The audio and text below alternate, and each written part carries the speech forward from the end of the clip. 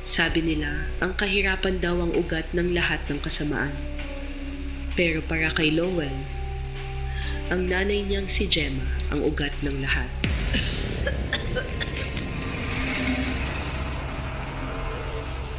Lumaki si Lowell na tampulan ng tukso, dukha, mabaho. Bawat insulto, baon niya hanggang pagtanda. Sinisi niya ang nanay niya sa miserableng buhay nila. Nang magkasakit si Aling Gemma, naubos ang ipon ni Lowell. Ang dating pag-aalaga napalitan ng mura. Ang dating nay naging palamunin. Isang gabi, umuwing lasing si Lowell.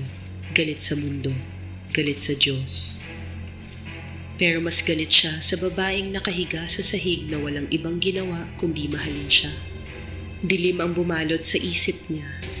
Nilapitan niya ang kanyang ina habang mahimbing itong natutulog. 1, 2, 10. Ang pinakamasakit, sa kalagitnaan ng pamamaslang, iminulat ni Aling Gemma ang kanyang mga mata. Nakita niya ang anak niya, ang pumatay sa kanya. Pero sa huling hininga niya, ngumiti pa siya.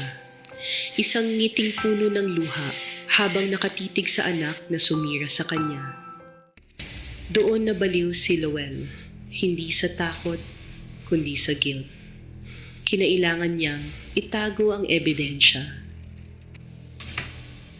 Dinala niya sa kusina at ang ibang parte ginawa niyang pulutan, sisig. Kinabukasan nag-inuman sila ng tropa. Masaya sila. Sabi nila, ang sarap daw ng luto ni Lowell.